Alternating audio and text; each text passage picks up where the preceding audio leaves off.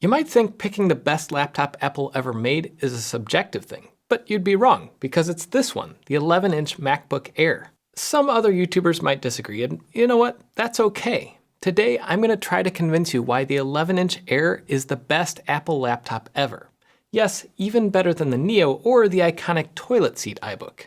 I bought this particular 11-inch Air in 2014, and the main reason I liked it back then and still like it today was the raw portability.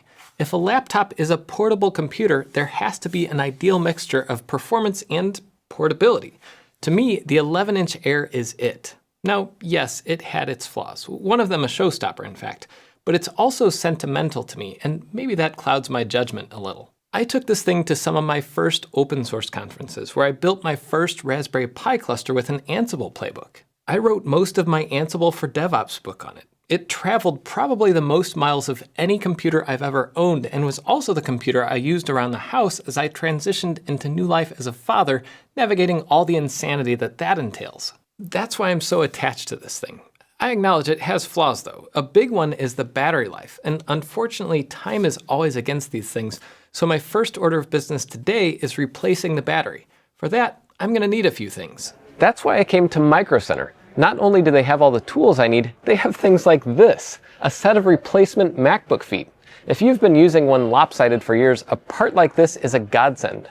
Or if you wanted to upgrade your MacBook's SSD and you just found out about Apple's proprietary connector, well, they have this. Micro Center has these and thousands of other parts for any repair, Mac, PC, or even SBC. And right now we're in the middle of monitor madness. All through the month of March, they have these special deals on monitors. Click on the link in the description to see all their latest deals, and if you're in Austin, Texas, get ready for a grand opening later this year. Now, I sold this laptop to my sister after I upgraded in 2017, and she used it for a few years, but apparently, according to this note that she left me, the hard drive had crashed at some point. Booting into internet recovery worked, but disk utility wouldn't format the internal SSD, so I knew it was shot. Luckily, Micro Center sells this little NVMe adapter that lets me plug in a standard SSD instead of a more expensive aftermarket upgrade. So while I get that plugged in, let's ask YouTuber Branchus Creations his favorite laptop. Hi, I'm Bruce from Branchus Creations, and while I have a lot of favourite Mac laptops, the standout for me has to be the titanium PowerBook G4. This wasn't just another new model. It was a major turning point in Apple's laptop design. When it launched in 2001, it instantly made every other laptop look dated.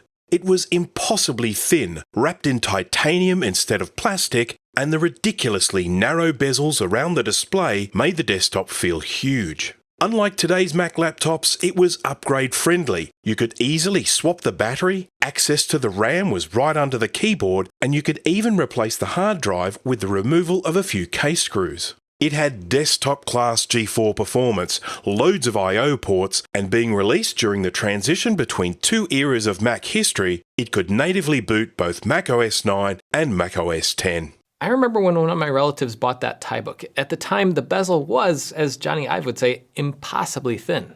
It's incredible. Let me just show you how thin this is. That's my finger, okay? But thinner laptops also means smaller batteries, and that was one of the many reasons the world never saw a G5 laptop. The CPUs would just suck down too much power, leading to photoshopped mock-ups like these. But even the Air's battery was barely up to the task, and that was one of the major sacrifices Apple made, bringing an Intel chip into its smallest laptop. You could only get 9 hours of web browsing on here versus 12 hours on the 13-inch. And that's with a smaller display and fewer ports. But I was willing to make that sacrifice back when I traveled more and used this thing like on airplane tray tables.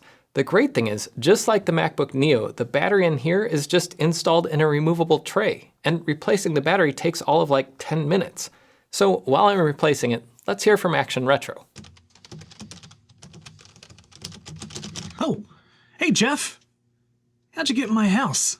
This is my PowerBook 1400C, and it is my favorite Apple laptop of all time. Introduced in 1996, the C designates this as the high-end Active Matrix color version. The keyboard on this thing is among the best keyboards I've ever used on any laptop. You don't even have to take any screws out to get under the keyboard. Slide this piece to the left and lift it off, and the keyboard lifts right up. Can you imagine modern Apple designing something like that? Well, in terms of keyboards, probably not, but at least the Neo is back to user-serviceable parts, excepting the RAM and storage upgrades. I never had a 1400, but I do have a G3 Wall Street and 3400C, and those keyboards are great. But the trackpad, man, going back and using these earlier laptops, I'm remembering just how revolutionary Apple's glass trackpad was. Everyone made fun of it for being so huge at first, but really, the glass trackpad with multi-touch was the first time in computing where it felt better to use a touch surface than a mouse, at least for things that aren't games. And the 11-inch Air had that trackpad, which is another reason I loved it. That huge trackpad made up a lot for the fact that the rest of the thing was so small. And the way the little cutout lined up with it was just perfect when I was using the trackpad with the laptop on my lap. The modern cutout here, like on this Neo, just doesn't feel the same. Anyway, while I'm busy installing macOS 10 on the new SSD, let's hear from someone else. Hey, it's Colin from This Does Not Compute. I think one of the most influential laptops is the clamshell iBook G3. It came at a time when laptops were finally approachable and affordable by the general public, instead of being this esoteric thing used by nerds and business executives. Its design followed in the footsteps of the iMac and really reinforced how fun computing was in the late 90s. This is one of the later special edition models with a 466 MHz PowerPC G3 processor, DVD-ROM drive, and FireWire port for better expandability than standard models. And, of course, it is green. The clamshell iBook certainly wasn't the best laptop of its time, but that was never really the most important factor for its target audience. What mattered most is that it put a friendly face on this thing called the internet that people were just getting to know. That is, after all, what the I in iBook stood for. Now, that got me thinking. First of all, I'm a little jealous of that lime iBook because I didn't even know that color existed until today. But back in the early 2000s, the I did mean a lot, especially on the iBook, because it was the first laptop on the market that you could get built-in Wi-Fi. In fact, I have one of the original airport base stations. Maybe in a follow-up I could see about getting that to dial up to the internet through my orange iBook. Let me know in the comments if you want to see me try it. But this iBook, which is technically tangerine, not orange, has a little personal history. This was my aunt's old laptop, and I remember the first time I experienced Wi-Fi was at a family party at her loft. She was showing my grandpa how to use it, and in a fun turn of events, I actually have a picture of me taking that picture because my aunt's partner caught me snapping a photo on my digital Mavica back at the turn of the century. And I think for that reason alone, the iBook deserves its own distinction as the first laptop where Apple took the industry fully wireless. Really, that was the era that led Apple down the path to the razor-thin Air that's 100 times better in every way, but this wouldn't have existed without the iBook. Before I get stuck in nostalgia land though, let's hear from 3 other YouTubers. Hello there, I'm Steve from Mac84, and one of my favorite Apple portables is the clamshell iBook G3. Wait, you guys did that one already? Even the key lime one? Got the box here and everything. Well, I'm going to talk about them anyway. First we have Tangerine and Blueberry, and then the second generation of iBooks were Key Lime, Indigo, and Graphite. Those all had FireWire ports on them for the most part.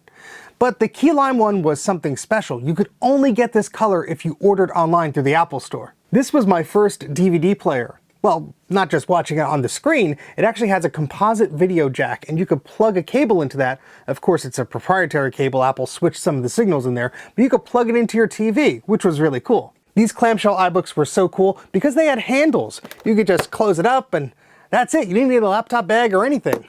Although the handles do tend to have some cracked plastic on them time and time again. But that wasn't the first laptop with a handle. Apple had this, the eMate 300, which is kind of a weird name for it because they only released one of them, but I think they had more in the pipeline. I know what you're saying. This is not a laptop, it's a Newton, but I mean, look at that. It's got a screen, it's got a keyboard, you have wireless through infrared. I mean, it's close enough to a laptop, right? Hey everyone, Mr. Macintosh here, and my favorite laptop is the iBook G3. Lime. Wait a minute. My actual favorite laptop is the Macintosh Portable. This was Apple's very first laptop. It was introduced in 1989 for a whopping price of $7,300 with the hard drive option, which equals to $19,000 in 2026. It weighed 15.8 pounds, and in comparison, a 15-inch MacBook Air today weighs only 3 pounds. This was truly a desktop class Macintosh in a luggable case, and this is why the Macintosh Portable is my favorite Apple laptop. How come everybody has Lime except for me? Hey, it's Crazy Ken from the Computer Clan, and when asked what is Apple's best laptop, well, I gotta be pragmatic. I think their latest design and their Apple Silicon stuff is currently their best, but if I had to pick a favorite, it would absolutely be the iBook G3 clamshells because of the whole new design and the introduction of wireless networking. I mean, can't go wrong with that, right? It's pretty sweet. But, you know, I have a graphite, and I wish I had a blueberry. Something about that blue just looks nice. It does indeed, but Steve wasn't done earlier. He mentioned a couple other contenders for Apple's best laptops, at least judging by my criteria of portability. Later on, they came out with these more traditional style laptops. I was always jealous of this one because it had 2 USB ports and a built-in microphone. This is the iBook G3 dual USB or Snow or whatever model it is. They actually came out with a G4 one as well, and boy, this one stinks. There's some sort of adhesive under the keyboard that just smells like dirty feet or something like that. Ugh. That iBook does remind me of another favorite Apple laptop, and that is the 12-inch PowerBook. This thing is so tiny and compact, but it still has most of the features of its 15-inch and 17-inch siblings, except for maybe that PC card slot.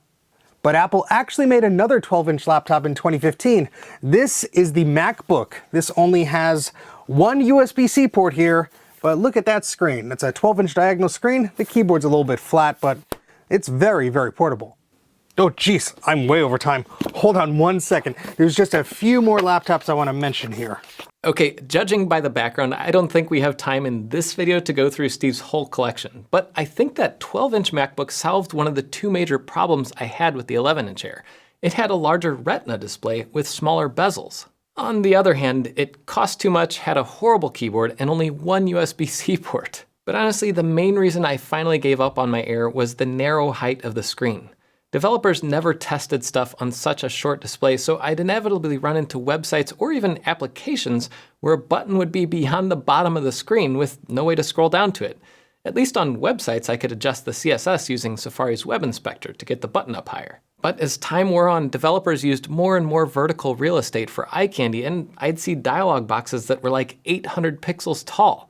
That's no good when your display only has 768 and the first 22 are sucked up by the menu bar. I mean, I guess I should count my blessings. If I ran macOS Tahoe on here, I'd probably just see like a rounded corner in the window title and that's it. But I digress. That 12-inch MacBook seems to be a direct inspiration for the Neo, because the Neo's basically that, but at a price that people can actually afford.